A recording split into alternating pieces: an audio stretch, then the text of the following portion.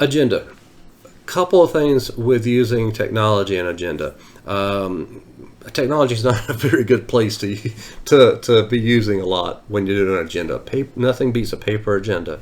During Zoom meetings, during some of our Google Hangout IEP meetings, we'll have the agenda as a screen presentation and keep going back to it as we move through the agenda. The agenda is your tool to keep the meeting moving in the correct order. Now, this is probably the best agenda I've ever run across. It's pretty standard. Everybody pretty much uses some form of this. This is also available on the website. I like it because, at least with SACE, and we use SACE, the Special Education Information System, as our special education database, and that's where we write our IEP. So these are the pages right there in the middle that we're going to need if the student is not eligible. That answers a lot of questions for a lot of the SAI teachers and IEP teams. We're going to go through these step by step, skipping the ones that don't apply. In a meeting with an advocate or an attorney or even a parent, things come up out of order.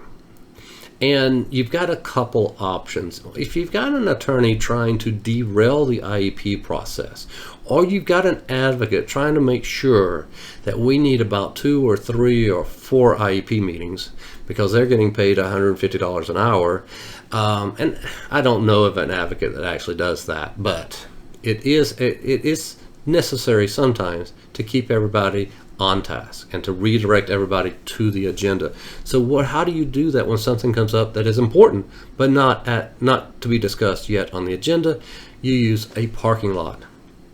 That is when you send the advocate out into the parking lot to sit in the car until you're ready for them to come back in. No, I wish we could do that. No, that is when you write down, you have a little place that you write down the topic and the conversation and what we need to talk about later, and you make sure they see that you're writing it down, and you say, okay, I'm recording this. When we get to the appropriate place on the agenda, then we'll discuss it.